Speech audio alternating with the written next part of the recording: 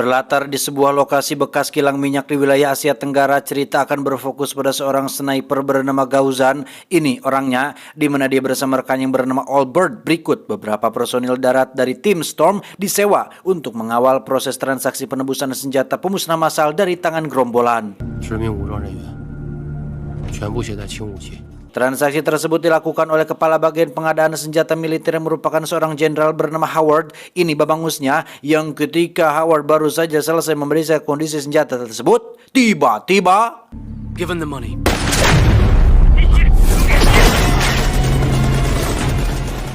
ya, komandan pasukan darat pun memilih untuk menarik mundur pasukannya, sementara Gauzan dan Albert berusaha keluar dari tekanan sniper brewok yang diam-diam telah menyadap komunikasi antara mereka. Tetapi sayang, usaha tersebut berhasil digagalkan oleh serangan brutal dari satu unit robot penghancur.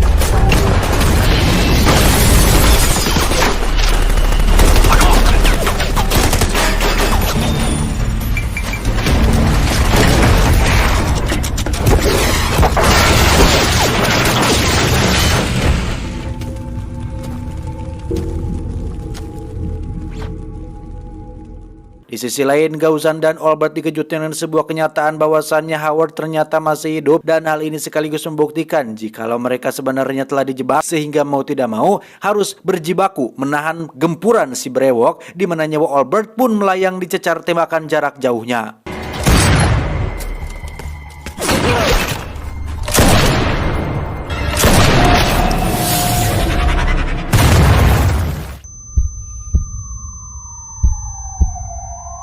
Kondisi yang dialami Gauzan pasca kejadian itu memaksa tim medis melarikan dia ke rumah sakit. Namun di perjalanan mereka dihentikan oleh atasan Gauzan yang sekonyong-konyong menuduhnya telah berkhianat, di mana hal ini dibuktikan dengan adanya transferan uang sebanyak $400.000 ke dalam rekening Gauzan. Namun karena mereka tak merasa bersalah, Gauzan pun bangkit melawan si atasan yang tiba-tiba menyerangnya.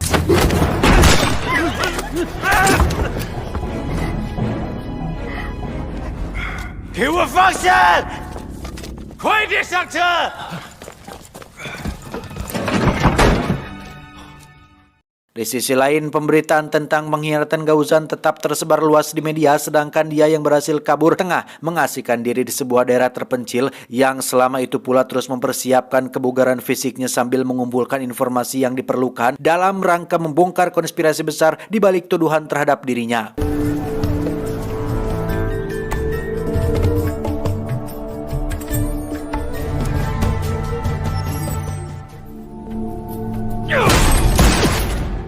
Adegan pun berpindah ke sebuah gedung di mana para ilmuwan dari salah satu perusahaan yang bergerak di bidang energi sedang mengadakan konversi terkait inovasi yang akan mereka kembangkan. Namun di sisi lain telah datang juga sosok eksekutor pada peristiwa penyerangan tadi, kita sebut saja Swang, yang tujuan pertama kedatangan di sini adalah untuk mengacaukan situasi.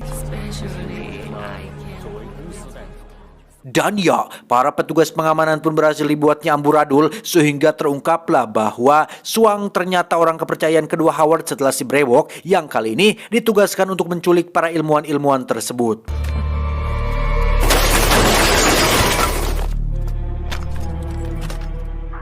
Kembali kepada Gauzan, sepintas saja ia sudah bisa menebak bahwa otak penculikan ini adalah kelompok yang telah mengkambing hitamkan dirinya. Maka demi mengembalikan nama baik pasukan Storm, saat itu juga Gauzan pergi ke TKP dengan mengenakan seragam kepolisian supaya bisa memastikan pelaku dari barang bukti yang ada di sana.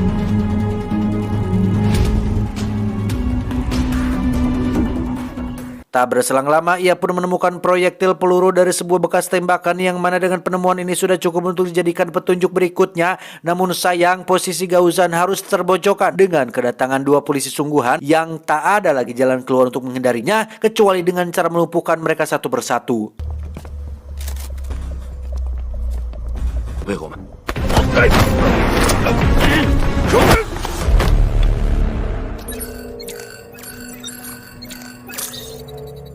Pada malam harinya kita diperlihatkan pada aksi pembebasan sandera oleh pasukan khusus bernama Tim Tiger yang dipimpin oleh seorang komandan wanita bernama Pang Jian. Ini orangnya, di mana ketika baru saja mau mengantarkan dua orang sandera ke tempat aman, dia sudah mendapatkan perintah baru, yakni menangkap Gauzan yang keberadaannya terekam kamera CCTV TKP pada siang tadi. Roger. Sementara di tempat lain, Gauzan yang mulai merasa posisinya terancam pun memutuskan untuk mencari tempat baru yang lebih aman. Namun belum pun rencana itu ditempuh, di luar persembunyiannya, Gauzan sudah dikepung puluhan personil yang tergabung dalam tim dengan sebutan pasukan hantu, sehingga adegan baku tembak pun terjadi.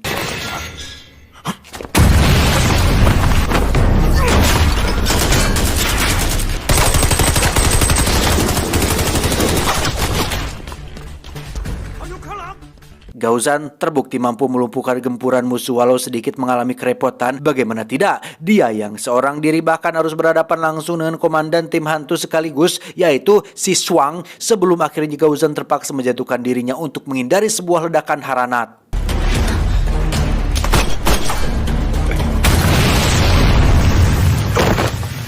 Dan ya, pertempuran pun berakhir dengan penyergapan oleh tim Tiger, di mana Gauzan sedikit menyayangkan mereka yang datang-datang langsung menciduknya. Padahal di sisi lain, Pang Jian sendiri sadar jika Gauzan adalah mantan komandannya saat masih berada dalam satu kesatuan tim Storm dulu.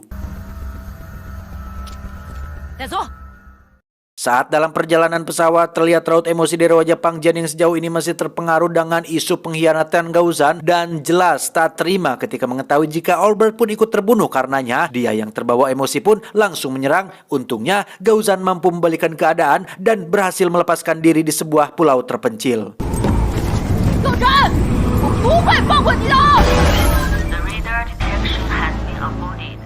Scene pun beralih ke markas pasukan hantu yang berlokasi tak jauh dari sana. Di situ terlihat dengan jelas bebenguk Howard yang tengah memperkerjakan para ilmuwan tadi untuk mengaktifkan senjata tersebut. Di sisi lain, kita juga diperkenalkan pada sosok ilmuwan senior yang akrab dengan panggilan Suhu, yang dengan kacamatanya bisa merekam semua aktivitas termasuk saat senjata pemusnah itu diuji cobakan.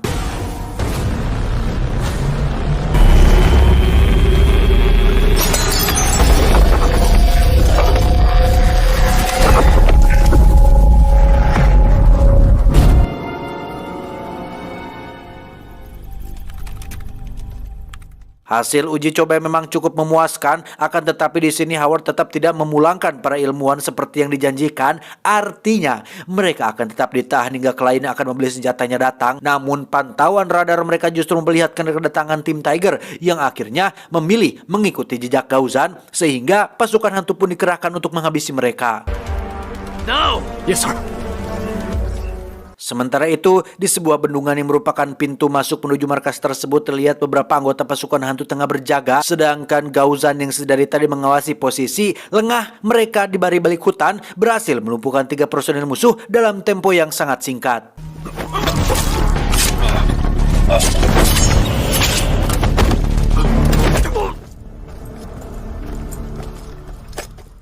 Di saat yang sama, Pang Jian dan tim serentak menghentikan langkahnya di dekat bentangan tali ranjau, yang karena mereka yakin bahwa perangkap ini bukan untuk menjebak kadal, maka Pang Jian menyuruh timnya berpencar sambil memancing balik pergerakan musuh hingga akhirnya mereka termakan oleh perangkap yang mereka pasang sendiri.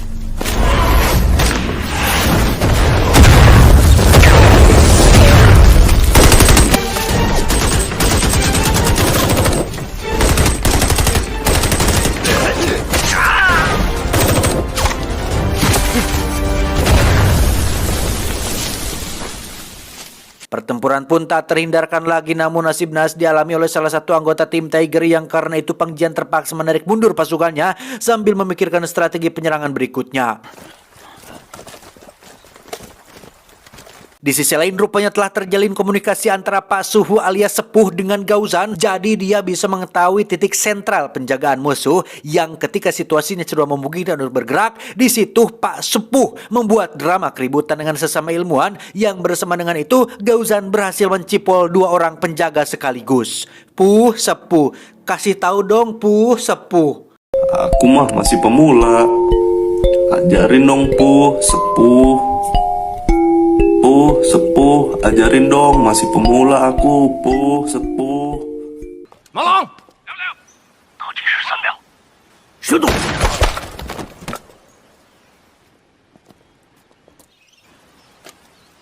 Singkatnya, Pak Sepuh beserta rekan-rekan sudah berada di dalam hutan dan tanpa fokus dulu pada bukti rekaman pada kacamatanya tersebut, Pak Suhu lantas disuruh Gauzan pergi dari sana secepatnya, sedangkan Gauzan sendiri akan membantu tim Tiger yang kini malah jadi sasaran musuh. Dan ya, satu persatu anggota tim Tiger pun tumbang seiring datangnya serangan dadakan dari pasukan hantu yang karena saking gencarnya, mereka sampai tak punya kesempatan sedikit pun untuk melawan, termasuk Pang Jian yang hanya bisa pasrah di saat berikan peluru suang tepat mengenai bagian kakinya.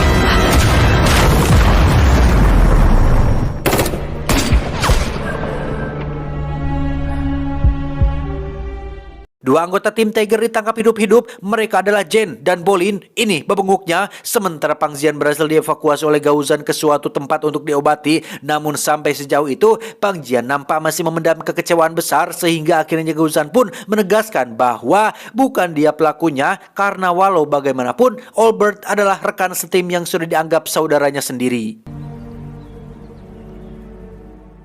Tak lama Pak Su kembali menghubungi Gaozan dan menceritakan tentang nasib kedua rekannya tadi. Namun tiba-tiba terdengar suara tembakan membuat Gaozan dan Pang Jian lekas mencari posisi keberadaannya. Yang ketika diketahui ternyata Pak Sepuh dan ilmuwan lainnya sudah berada di dalam tahanan si brewok. Berikut kacamata, barang bukti untuk dirampasnya juga. Itu juga nyo.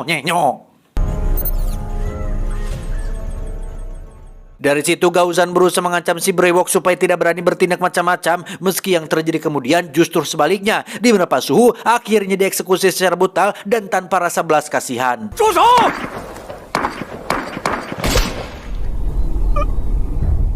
Kejadian itu seketika membuat penyakit pasca trauma yang belakangan diderita Gaozan menjadi kumat, hingga terungkaplah bahwa sebenarnya Pak Sepuh tak lain adalah seorang agen rahasia yang sengaja ditempatkan untuk menyelidiki aktivitas General Howard dan mencari bukti terkait kejahatannya tersebut. Sampai di sini baru Pang Jian pun percaya jika bukan hanya Gaozan dan tim Storm saja yang telah dijebak, melainkan ternyata dia bersama tim Tiger pun telah mengalami nasib yang sama, sehingga timbullah tekad Pang Jian untuk tetap membantu Gaozan dalam menuntaskan perjuangannya.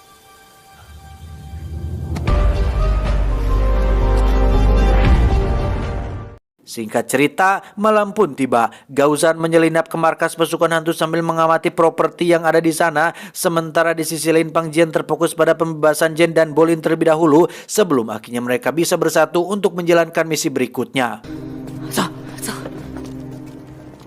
Di saat yang sama, Howard terlihat sedang menghubungi kliennya di mana pembelian senjata pemusnah akan dibayar lunas setelah dilakukan uji kelayakan terlebih dahulu, yang dengan keserakahannya Howard pun menyetujui permintaan tersebut meski harus mengorbankan warga satu kota untuk jadi objek percobaan.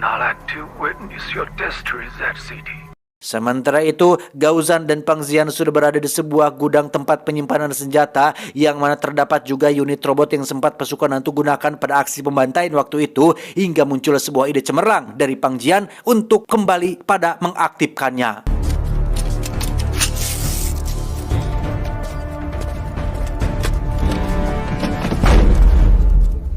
Di sisi lain, Jen beserta Bolin berhasil mengamankan para ilmuwan dengan teknik penyamarannya, yang bersama dengan itu, semburan amunisi dari robot Pang yang Pang Jian kendalikan itu sukses membuat pertahanan musuh burak-rakan, dan bahkan si Howard sendiri pun akhirnya ikut modar dalam serangan tersebut.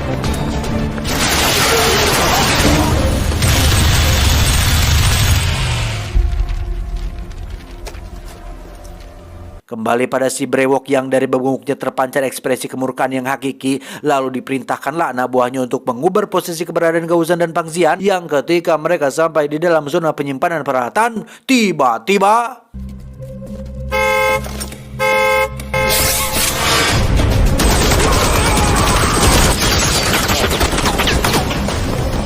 ya, suara klakson mobil yang awalnya dikira persembunyian kedua targetnya itu ternyata hanya umpan sebuah jebakan, yang karenanya beberapa prajurit musuh pun tewas diberondong tembakan.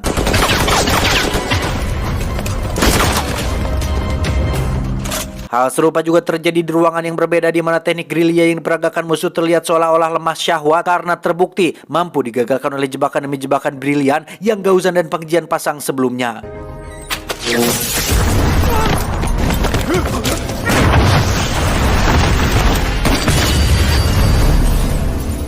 Sejurus terlihat Pang Jian telah menghabisi musuh dengan strategi tempur tengah jarak dekat, meski sempat pada posisi di mana dia dibuat mati langka dalam todongan senjata musuh. Namun di situ Pang Jian tetap tenang karena tahu jika Gaozan pasti datang membantunya dengan sil tembakan jarak jauh.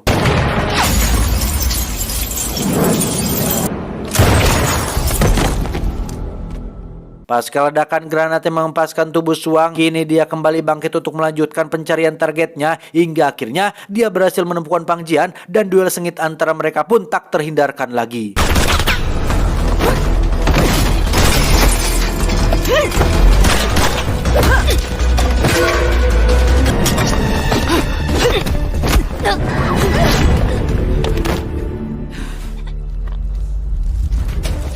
Dengan terbunuhnya sang jenderal, maka tahta kepemimpinan pasukan hantu pun lengser ke tangan asisten terbaik yakni si Brewok, yang sebagaimana agenda di awal, dia pun siap melanjutkan tahap uji kelayakan senjata pemusnahan massal, di mana dalam 5 menit saja kota yang dijadikan target akan segera dihancurkan.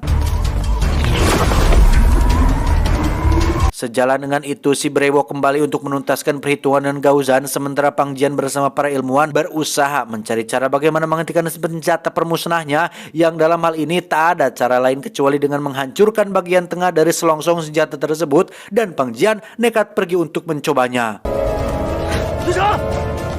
Di sisi lain, adu mekanik antara Gaozan dan si Brewok sedang pada level sengit-sengitnya, meski dengan stamina mereka yang mulai menurun memaksa pertempuran beralih ke mode jarak jauh, dan berkat celah saluran pipa yang sempat dia amati di awal, akhirnya si Brewok pun dapat dilumpuhkan dengan cara seperti ini.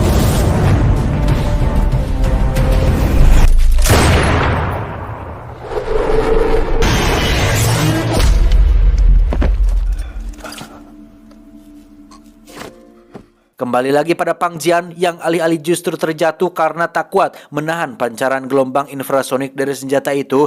Namun tiba-tiba saja Gaozan muncul yang dengan tekad untuk mengembalikan nama baik pasukan Som, dia pun rela mengorbankan dirinya hingga ancaman dari senjata pemusnah massal itu benar-benar bisa dihentikan.